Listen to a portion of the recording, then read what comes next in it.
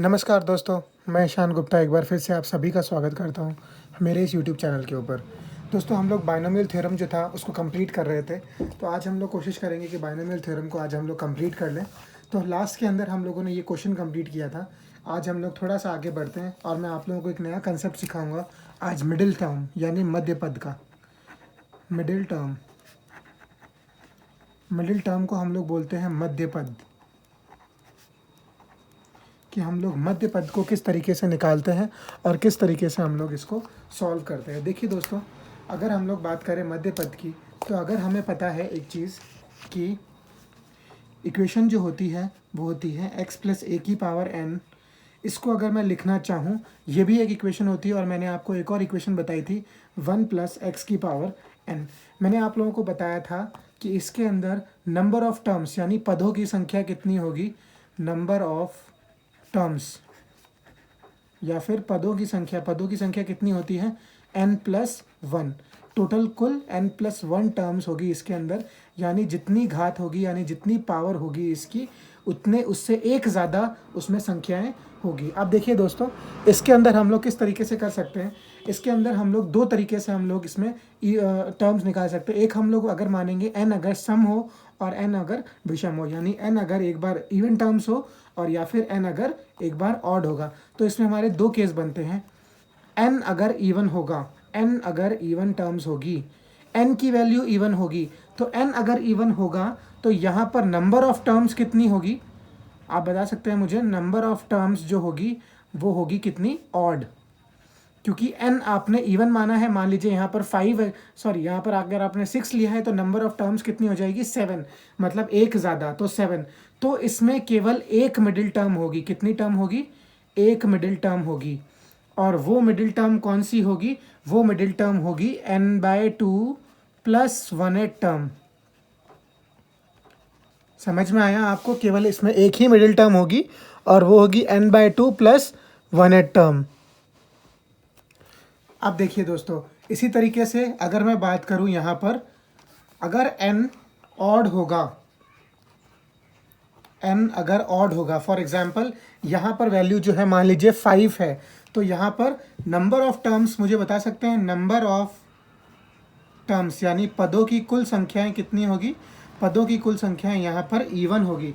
तो यहाँ पर दो मिडिल टर्म्स आएंगी। कितनी टर्म्स आएंगी, दो मिडिल टर्म्स, यानी दो आएंगे मध्य पद। टू मिडिल टर्म्स जो आएंगी वो कौन कौन सी आएंगी, वो एक आएगी n+1/2/8 टर्म, और एक टर्म आएगी कौन सी, n+3/2/8 टर्म। फॉर एग्जाम्पल, तो चलिए एक एग्जाम्पल ले लेते हैं। मान लीजिए एक क्वेश्चन है, क्वेश्चन से ही हम लोग करने की कोशिश करते हैं। एक क्वेश्चन ले लेते हैं, 1 + x की पावर 15। देखिए n की वैल्यू क्या है, n की वैल्यू यहाँ पर ऑड है, n = 15, और ये क्या है, ऑड है। तो आपको पता है नंबर ऑफ टर्म्स कितनी होगी, इवन होगी, और कितने पद होंगे इसके अंदर, दो मिडिल टर्म्स होगी। दो मिडिल टर्म यानी मध्य पद होंगे, दो मिडिल टर्म्स होगी। कौन कौन सी होगी, n+1/2, मतलब 15 + 1/2 एक टर्म होगी, और एक कौन सी टर्म होगी, 15 + 3/2 एक टर्म होगी। तो यहाँ पर 15 + 1/2 16/2 यानी 8 टर्म, और यहाँ पर 18/2 इट मीन्स 9 टर्म। तो यहाँ पर कितनी टर्म्स होगी, दो मिडिल टर्म होगी इसके अंदर, और वो कौन कौन सी होगी, एक तो होगी 8 टर्म और एक होगी 9 टर्म। और अगर मैं चाहूँ तो इसमें मैं क्या निकाल सकता हूँ, 8 टर्म और 9 टर्म। तो वो हम लोग निकालने की कोशिश करते हैं कि 8 टर्म कितनी होगी। मान लीजिए 8 टर्म को कैसे निकाला जाएगा, उसको हम लिख सकते हैं t7 + 1। या इसी में अगर मैं आपको क्वेश्चन थोड़ा सा बढ़ा दूँ और इसमें मैं बोल दूँ कि find the sum of middle terms, यानी मध्य पदों के जोड़ का योग कितना होगा। मतलब आप लोगों को बताना है मध्य पद का जोड़ कितना होगा। तो 7th टर्म अगर मैं निकालना चाहूँ यहाँ से, तो कितनी निकाल सकता हूँ, इसको कैसे लिख सकता हूँ, 15c7 x की पावर 7, इस तरीके से लिख सकता हूँ। और अगर मैं इसको खोलना चाहूँ, और इसको क्या लिखा जा सकता है, और 9 टर्म क्या होगी इसकी, t9 टर्म इसकी क्या होगी, t9 को मैं क्या लिखूंगा, t8 + 1, मतलब 15c8 और x की पावर 8। मुझे क्या पूछा है, सम ऑफ द मिडिल टर्म यानी मध्य पदों का जोड़ पूछा है। तो उस केस में मैं क्या करूँगा, दोनों को ऐड कर दूंगा। मतलब 15c7 x की पावर 7 प्लस 15c8 x की पावर 8। यहाँ से अगर मैं 15c7 कॉमन निकालता हूँ और x की पावर 7 कॉमन निकालता हूँ तो यहाँ से ये कॉमन आ गया, तो यहाँ बचा 1 और यहाँ पर क्या बचेगा, केवल x बचेगा। तो ये आपका आंसर हो गया। और यहीं पर अगर मैं बोला जाए, आप लोगों को क्वेश्चन थोड़ा सा और चेंज कर दिया जाए और बोले कि आप लोगों को अगर इसके गुणांक का योग बताना है यानी सम ऑफ कॉफिशिएंट बताना है, तो सम ऑफ कॉफिशिएंट यानी गुणांक का योग, sum of coefficient. Sum of coefficient देखिए, पहला कॉफिशिएंट कितना था 15c7 और दूसरा कॉफिशिएंट कितना था 15c8। तो इनका गुण योग कितना हो जाएगा, मैंने बताया था आप लोगों को 16c8। ये प्रॉपर्टी हम लोगों ने लिखी थी बहुत पहले और यही प्रॉपर्टी को हम लोग यहाँ पर यूज़ कर रहे हैं। NC(x) plus NC(n-x) is equal to क्या हो जाएगा, 16 प्लस n प्लस 1 CX। ये इसकी वैल्यू हो जाएगी। ये इसमें प्रॉपर्टी हम लोग यहाँ पर यूज़ कर ली। अब देखिए दोस्तों, थोड़ा सा हम लोग एक जनरल टर्म की बात करते हैं। जनरल चीज़ बताता हूँ मैं आप लोगों को। मान लीजिए अगर x प्लस a की पावर n है और अगर n की वैल्यू क्या है, अगर n की वैल्यू यहाँ पर एक बार तो यहाँ पर सारी अगर वैल्यूज़ अगर मैं टर्म्स की बात करूँगा तो वो सारी टर्म्स जो होगी वो पॉजिटिव टर्म्स होगी। मान लीजिए x प्लस a का स्क्वायर खोलता हूँ, x प्लस a का स्क्वायर खोलता हूँ तो वो क्या होता है, x square plus 2ax plus a square. तो ये सारी टर्म्स जो है ना, ये सारी टर्म्स कैसी हैं, पॉजिटिव्स हैं। तो अगर यहाँ पर प्लस a है तो यहाँ की सारी टर्म्स क्या होगी, पॉजिटिव होगी। और नंबर ऑफ टर्म्स कितनी होगी, नंबर ऑफ टर्म्स यानी पदों की संख्या कितनी होगी, n+1 होगी। इसी तरीके से अगर मैं बात करूं x की जगह -a की पावर n, तो यहाँ पर देखिए किस तरीके से होगा। यहाँ पर फॉर्म बनेगा कैसा, एक बार प्लस आएगा, अल्टरनेट चलेगा, एक बार माइनस आएगा, फिर प्लस आएगा और फिर माइनस आएगा। जैसे एक मैं एग्जांपल ले लेता हूँ, x माइनस a का होल स्क्वायर। इसको कैसे खोल सकते हैं, इसको ऐसे खोल सकते हैं, x square minus 2ax plus a square. देखिए एक बार प्लस टर्म आ रही है, एक बार माइनस टर्म आ रही है और एक बार वापस प्लस टर्म आ रही है। इसके अंदर आप मुझे बता सकते हैं नंबर ऑफ टर्म्स कितनी होगी, नंबर ऑफ टर्म्स तो सेम ही रहेगी, दैट इज n+1 यानी n+1 ही इसके अंदर सम रहेगा। तो चलिए अगर हम लोग इसी से कुछ रिजल्ट बनाने की कोशिश करते हैं, इससे अगर मैं एक रिजल्ट बनाने की कोशिश करूं तो वो क्या होगा, मान लीजिए कि मैं आप लोगों को एक रिजल्ट या प्रॉपर्टी बनाने की कोशिश करता हूं। डायरेक्ट मैं प्रॉपर्टी अगर आपको लिखा देता हूं तो आप लोग उसको डायरेक्ट भी लिख सकते हैं। जैसे x प्लस a की पावर अगर n आपसे दिया हुआ है और आपसे वैल्यू पूछी गई है x प्लस a की power n minus x minus a की पावर n। अगर आप लोगों से इन दोनों की वैल्यू पूछी जाए तो आप लोगों को बताना है कि इसके अंदर की नंबर ऑफ टर्म्स कितनी होगी। नंबर ऑफ टर्म्स अगर पूछी जाए इसके अंदर यानी नंबर ऑफ टर्म्स इसमें टोटल कितनी होगी। अब देखिए नंबर ऑफ टर्म्स के यहाँ पर दो केस बनेंगे। एक केस बनेगा जब n होगा क्या, ऑड। जब n होगा ऑड यानी विषम, तो इस केस में नंबर ऑफ टर्म्स कितनी बनेगी, वो बनेगी n+1/2 टर्म्स। और जब n होगा इवन यानी सम, तो यहां पर जो संख्याएं बनेगी वो बनेगी n/2 + 1 टर्म्स।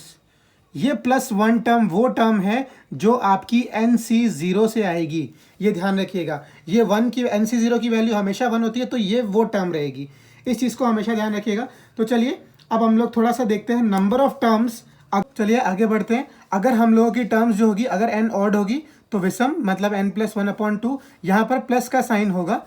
इसी तरीके से अगर मैं बात करूँ माइनस की, तो यहाँ पर क्या हो जाएगी, x प्लस a की पावर n माइनस अगर x माइनस a की पावर n हो। तो यहाँ पर अगर आपसे पूछा जाए कि नंबर ऑफ टर्म्स बताइए मुझे, नंबर ऑफ टर्म्स, तो नंबर ऑफ टर्म्स यहाँ पर भी दो केस बनेंगे। सबसे पहला केस बनेगा n अगर ऑड होगा, n अगर ऑड होगा तो सेम टर्म्स होगी, मतलब n+1 टर्म्स होगी।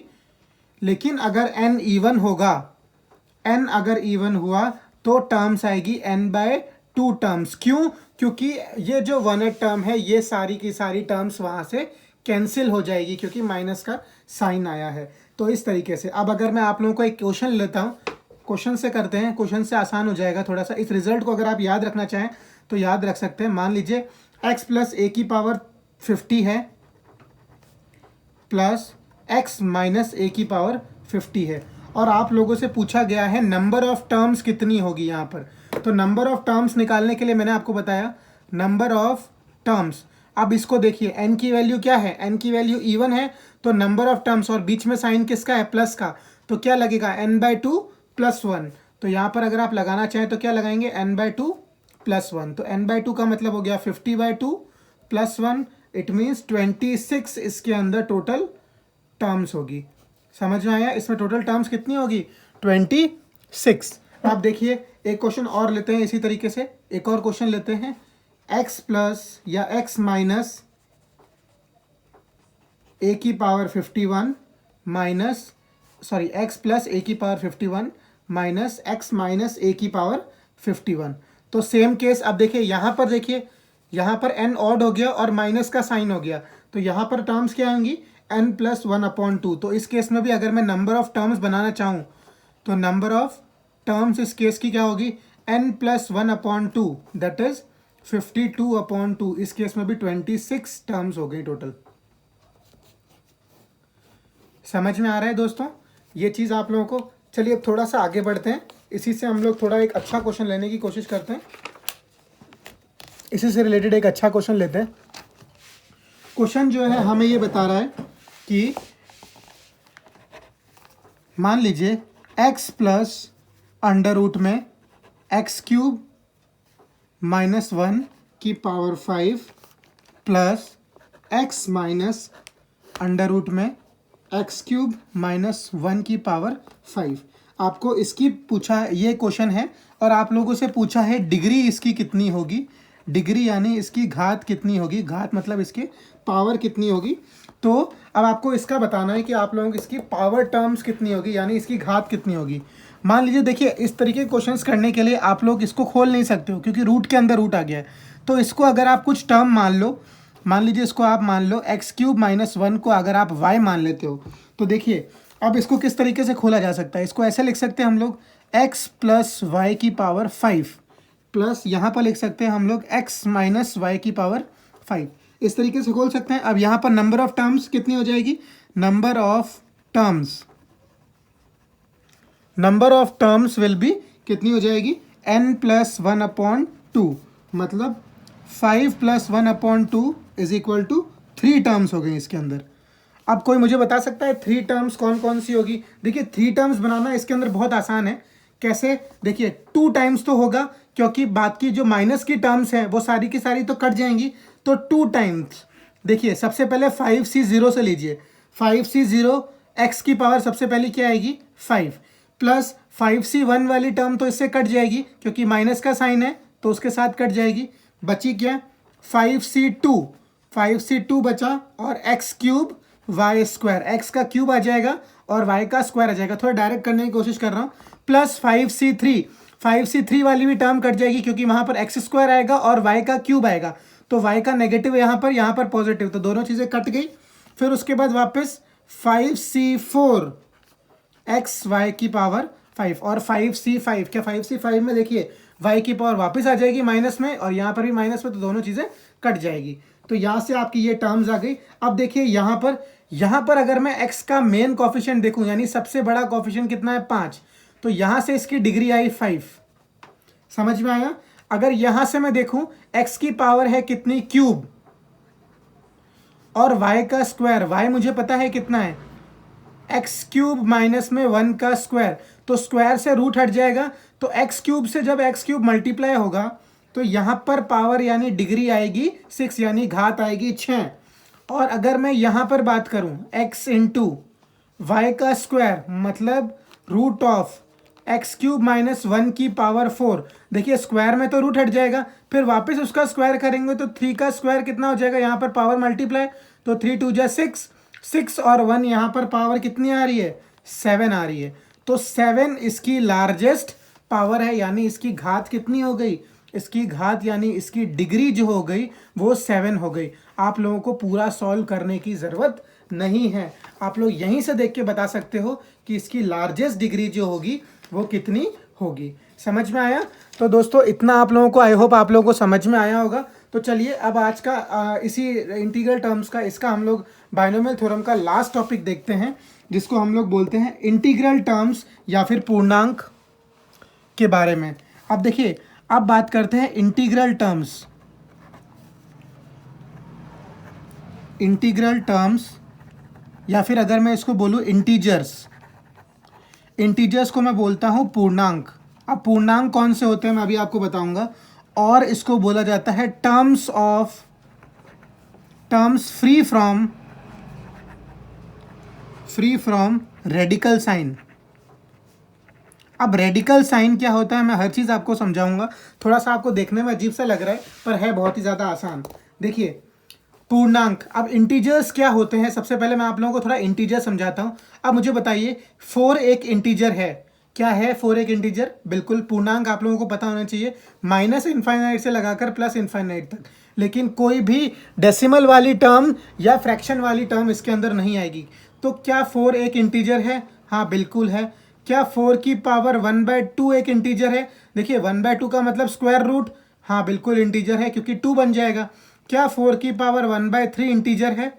नहीं, ये एक इंटीजर नहीं है क्योंकि इसका पूर्णांक नहीं बन रहा है, इसका इंटीजर यानी एक सिंपल सेपरेट वैल्यू नहीं आ रही। इसी तरीके से 4 की पावर 1/4 एक इंटीजर है क्या? नहीं, एक पॉइंट के अंदर वैल्यू आ जाएगी। तो इसी तरीके से हम लोग इसको बता सकते हैं। मैंने आपको बताया इंटीजर्स क्या होते हैं। अब रेडिकल साइंस कौन से होते हैं? अब रेडिकल साइंस ये होते हैं, मान लीजिए इस तरीके के साइंस, रूट का साइन आपने लगा दिया, क्यूब रूट का साइन, यहाँ पर पावर 4 हो गई, तो ये सारे साइंस जो होते हैं ये होते हैं रेडिकल साइंस। तो ऐसी टर्म्स यानी ऐसे पद जिनमें रेडिकल साइंस नहीं आ रहे हैं, तो ऐसी टर्म्स को हमें बताना है। आप लोगों को समझ में आया? इस तरीके के क्वेश्चन आप लोगों के एग्जाम्स में पूछे जाते हैं, खासकर एनडीए के पेपर में आप लोगों के काफ़ी क्वेश्चन इस तरीके से मिल जाएंगे। ठीक है, अब देखिए इसको क्वेश्चन करते हैं। तो अगर हम लोग बात करें, देखिए इंटीग्रल टर्म्स अगर हम लोग निकाल सकते हैं तो वहाँ से हम लोग नॉन इंटीग्रल टर्म्स भी निकाल सकते हैं। मैं आप लोग को एक कंसेप्ट बता दूंगा। नॉन इंटीग्रल टर्म्स जो होगी वो क्या होगी? टोटल टर्म्स में से अगर मैं इंटीग्रल टर्म्स घटा दूं, इतना समझ में आया कि नॉन इंटीग्रल टर्म्स कैसे निकाली जाती है। टोटल टर्म्स आपको पता है कि हम लोग कैसे निकालते हैं। किसी की पावर में अगर आप लोगों को 8 दे रखी है तो टोटल टर्म्स कितनी हो जाएगी? 9। और इंटीग्रल टर्म्स में अभी आपको बताऊंगा कि किस तरीके से निकाली जाती है। अब देखिए एक एग्जाम्पल लेते हैं, सिंपल सा एग्जाम्पल ले रहे हैं। मान लीजिए एक एग्जाम्पल है 2 + 6 की पावर 21। देखिए इसको सॉल्व करना आसान है। 2 + 6 कितना हो गया? 8। 8 की पावर 21, यह आप लोगों को पता है एक डायरेक्ट एक इंटीजर वैल्यू देगा एक इंटीजर वैल्यू। 8 की पावर 21 कुछ भी होगा तो वो एक इंटीजर वैल्यू देगा। अब देखिए इस तरीके का अगर मैं क्वेश्चन लूँ, 2 + 3 की पावर 1/2 की पावर 21। अब क्या करें? अब देखिए, अब क्या ये इसको सॉल्व किया जा सकता है? ये तो हो गया √3, ये 1 पॉइंट कुछ वैल्यू देगा और ये 2, तो क्या ये एक इंटीजर वैल्यू देगा? नहीं। तो पर हम लोगों को इसके अंदर ये बताना है कि इसके अंदर टोटल इंटीग्रल टर्म्स कितनी आएगी।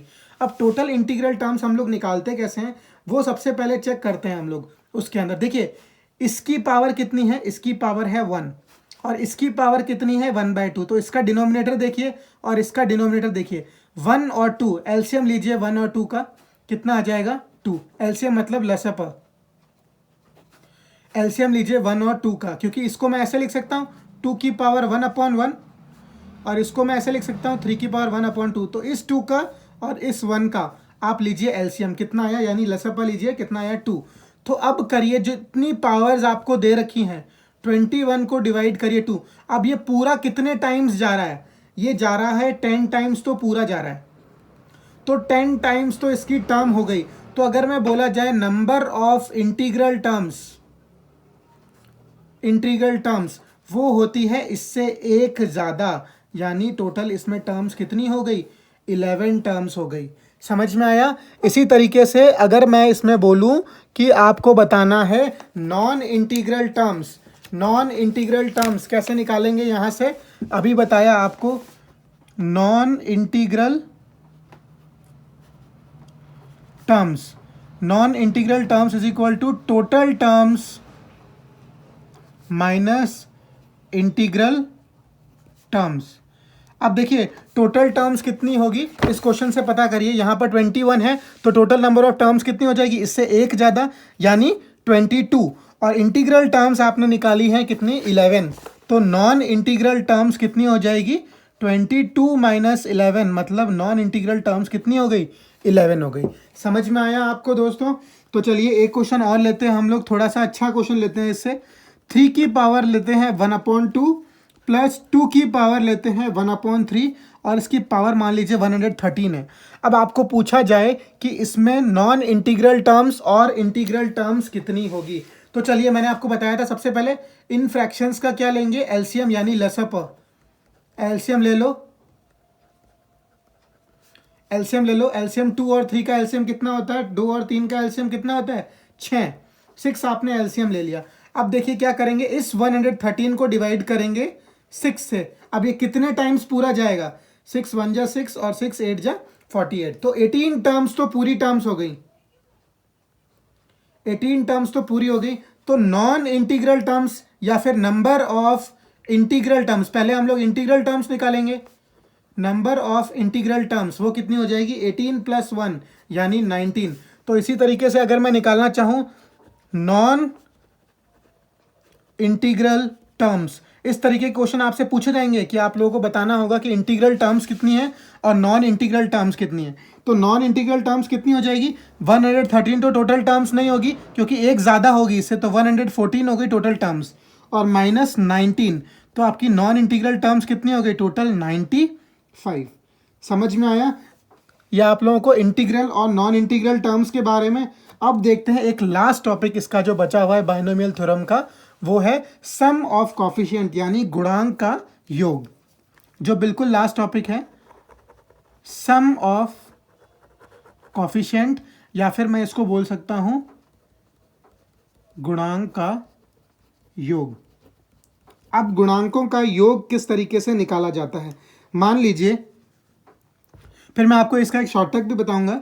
मान लीजिए 3x - y की पावर 3, आपको एक क्वेश्चन दे रखा है इस तरीके से, ठीक है। आपको बताना है इसके जितने भी गुणांक आएंगे यानी कोफिशिएंट आएंगे उन सब का योग क्या होगा। देखिए a - b का होल क्यूब आप लोगों को पता होना चाहिए। a क्यूब क्या होता है फॉर्मूला, 3x का होल क्यूब माइनस में b क्यूब यानी y का होल क्यूब, और क्या होता है माइनस का 3 × 3x का स्क्वायर इंटू y, और क्या होता है प्लस 3 × 3x इंटू वाई का स्क्वायर यानी a cube plus a cube minus b cube minus में 3a² b प्लस में 3ab²। तो इसको अगर मैं खोलना चाहूँ तो इसको ऐसे खोल सकता हूँ, 27 का x क्यूब माइनस का y क्यूब माइनस का 27x² y, और यहाँ पर बन जाएगा 9xy²।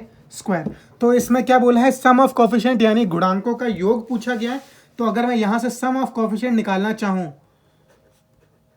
सम ऑफ कोफिशिएंट कितना होगा, 27 - 1, इसका कोफिशिएंट क्या है 27, इसका कोफिशिएंट -1, इसका वापस 27 माइनस का और इसका 9। तो आपका सम ऑफ योग कितना आया, यानी सम ऑफ गुणांक यानी सम ऑफ कोफिशिएंट कितना आया, 8 आया। अब देखिए, अब मैं आपको थोड़ा सा एक शॉर्टकट तरीका बताता हूँ कि सम ऑफ कोफिशिएंट वाला क्वेश्चन आ जाए तो कितना आसान है उसको करना।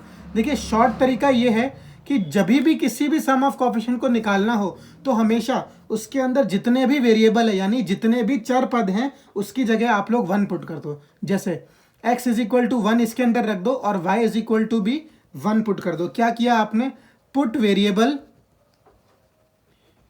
वेरिएबल यानी चर पद जितने भी हैं वहां पर आप लोग 1 पुट कर दो, चाहे वो कितने भी हो, चाहे वो x y z a b c d जितने भी आपके दे रखे हो, तो वहां पर आप x और y की जगह पे 1 पुट कर दो। देखिए 3 × 1 माइनस में 1 का क्यूब, 3 × 1 कितना हो गया, 3 माइनस में 1 का क्यूब, 2 का क्यूब = 8। देखिए यही आ गया, हम लोगों ने डायरेक्ट इससे कर लिया। हम लोग को इतना लंबा करने की ज़रूरत नहीं है, ना इसको खोलने की ज़रूरत है। सीधा हम लोग जितने भी वेरिएबल्स हैं, जितने भी चर पद आएंगे उसके अंदर हम लोग अगर x की जगह 1 रख देंगे और y की जगह भी 1 रख देंगे तो हमारा आंसर आ जाएगा।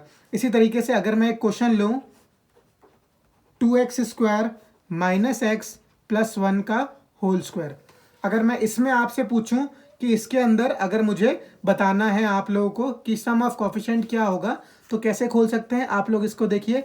x की जगह पे 1 पुट करिए, 2 माइनस में 1 प्लस में 1 का होल स्क्वायर, काट दीजिए इसको, कितना हो जाएगा 4। तो ये आपका आ गया सम ऑफ कोफिशिएंट, यानी कितना, गुणांकों का योग। तो दोस्तों ये हम लोगों ने कंप्लीट कर लिया है बाइनोमियल थ्योरम।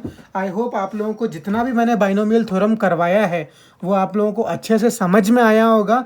अगर आप लोगों को ये चीज़ नहीं समझ में आई है और आप लोग इसके बाद में RS अग्रवाल और RD शर्मा के अगर आप क्वेश्चंस करते हैं तो आप लोगों को वो आराम से हो जाएंगे। अगर आप लोगों को वो क्वेश्चन नहीं समझ में आते हैं तो आप लोग मुझे उस क्वेश्चन की पिक सेंड कर सकते हैं मेरी इंस्टाग्राम ID के ऊपर, ताकि आप लोगों का, हो सकता है मैं थोड़ा लेट हो जाऊँ आप लोगों को सोल्यूशन देने में, पर आप लोगों को सोल्यूशन मैं ज़रूर सेंड करूँगा जब भी मुझे आपका मौका मिलेगा मुझे उस क्वेश्चन को सॉल्व करने का। तो आप लोग जितना ज़्यादा हो सके इस वीडियो को लाइक करें, शेयर करें, और अगर आप लोगों को ये वीडियो अच्छा लगा है तो इस पर कमेंट करें और अपनी राय ज़रूर दें, और आप लोग बताएं मुझे कि इसके अंदर मुझे और कैसे इंप्रूवमेंट करने की ज़रूरत है। अब मैं आप लोगों को नेक्स्ट क्लास के अंदर एक नए टॉपिक के साथ मिलूँगा। तो दोस्तों थैंक यू।